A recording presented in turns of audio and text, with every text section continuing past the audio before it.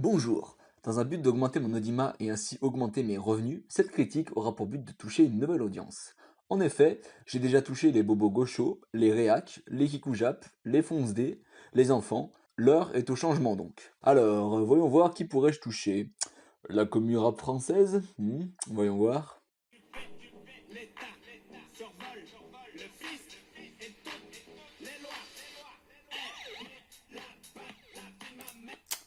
Non, non, non, non, non, non, non, non, non, non.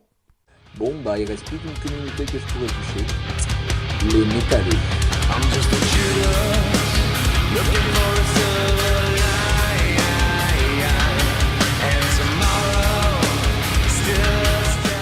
Bon alors, clarifions quelque chose avant de commencer. 1. Je ne suis pas un grand fan de métal. Pour tout dire, il y a peut-être qu'un seul groupe de métal que j'aime beaucoup, et ça serait le groupe Electric Wizard, sauf que c'est du stoner metal. Ou alors j'apprécie bien aussi le projet français Murmure, mais là c'est du black metal satanique. Donc j'ai pas une grande connaissance de ce genre-là, et d'ailleurs, 2. Slipknot est considéré plus comme du new metal que du vrai metal, comme on pourrait ranger Linkin Park ou Limp Bizkit. Même si entre nous, Slipknot c'est quand même un peu mieux que ces deux groupes-là. Donc voyez cette critique plus sous les yeux de quelqu'un qui n'a jamais été un fan du genre, et pire, qui n'a jamais été un fan de Slipknot. Donc maintenant que tout cela est dit, commençons. Alors, cet album sort 5 ans après leur dernier album, The Grey Chapter, qui avait reçu un accueil assez favorable par les critiques, enfin pas chez tout le monde, lol. Et il sort aussi dans un climat assez étrange où le rock commence à redevenir assez populaire petit à petit. Que ce soit par exemple avec le groupe de progressive metal Tool, qui vont sortir leur nouvel album et qui ont été premiers des charts une semaine lors de la sortie de leur premier single. The 1975 aussi, un groupe de pop rock qui a fait un virage punk récemment qui a beaucoup plu à tout le monde. Ou bien justement Slipknot qui avec ce dernier album ont été aussi premiers des charts américaines. Du coup, force de constater que cet album était assez attendu. Alors, qu'en est-il? Déjà il faut savoir que pour le groupe, We're Not Your Kind est un album concept.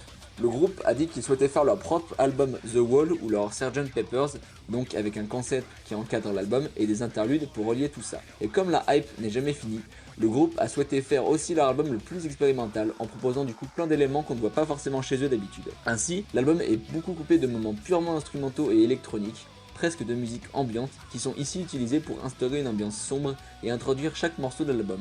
Chaque morceau le plus souvent met un certain temps donc à démarrer, et cela marche plutôt bien, puisque ça permet aussi un effet de surprise sur la brutalité de la musique aussi. Oui, parce qu'une seconde ambition de cet album était de faire quelque chose de vachement heavy, un peu comme le groupe a pu faire dans leur début, notamment sur l'album Iowa. Le son est donc très brutal, la batterie tabasse bien fort, et les riffs des guitares sont variés et plaisants pour donner quelque chose de très bien fait, qui puise sous de multiples influences, que ce soit sur le hard rock ou sur le heavy metal. Pour ajouter plus de substance au mélange calme et brutal, les vocaux de Corey Taylor sont elles aussi bienvenus. Il peut ainsi passer d'une voix très posée qui dégage un certain charisme, à évidemment des typiques de métal qui ne font jamais forcer au ringard. En plus de ça, comme dit plus haut, l'album se permet quelques virages surprenants comme le morceau Spiders, un son assez sage avec des pianos désaccordés en fond sonore et une batterie sage accompagnée de guitares aiguës et stridentes. Tout ceci afin de créer un sentiment de malaise. Et puis tous les moments ambiants sont vachement les bienvenus et réussis, et permettent vraiment d'appuyer le concept de l'album qui est retranscrit dans les paroles.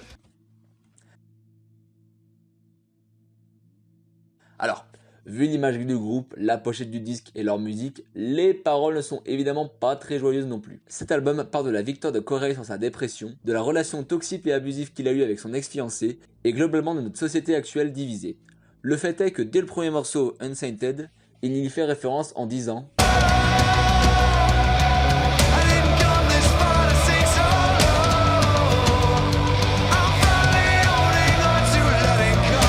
dans le morceau Nero Forte, il parle de sa dépression comme une entité en lui-même qu'il se doit d'affronter en lui parlant directement.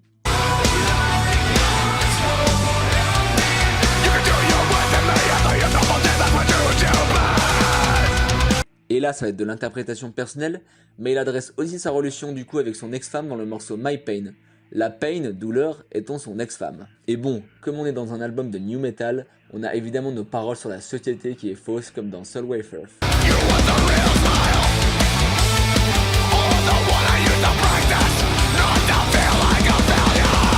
Bref, le fait que le chanteur parle beaucoup de dépression peut effectivement devenir un peu lourd si on se concentre trop sur les paroles. Il en reste tout de même bien écrit et on sent une honnêteté devant les paroles qui font de cet album plus impactant personnellement que toute la vague emo rap actuelle qui se fabrique de faux sentiments.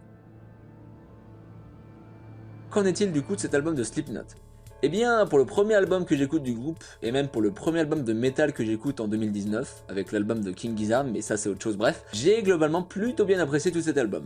Déjà parce que musicalement, leur volonté de proposer quelque chose de plus varié est vraiment là, et on a en effet droit à plein de passages beaux au milieu de cette brutalité. Et justement, je trouve cette brutalité moins forcée qu'on pourrait s'imaginer avec les paroles et le contexte qui entoure le disque. Elle semble presque justifiée devant les événements tragiques qui entourent le groupe. Toutefois, l'album n'échappe pas à quelques clichés du métal un peu edgy, notamment le morceau Soul Wafer qui est bon musicalement, hein, mais qui lyriquement tombe un peu dans le cliché devenu ridicule du We Live in a Society. C'est dommage parce que à part ça, le disque a une certaine maturité qui n'est pas forcément visible au premier regard. Après, peut-être suis-je trop embrigadé par la société pour voir le vrai message anticapitaliste et anarchique de cet album. Mais du coup, ouais, j'ai plutôt bien aimé cet album de Slipknot. Du coup, ça va aller les métalleux, non? Bon allez, maintenant on va parler d'un album de Harsh Noise pour essayer de toucher encore plus de gens. Alors, voyons voir.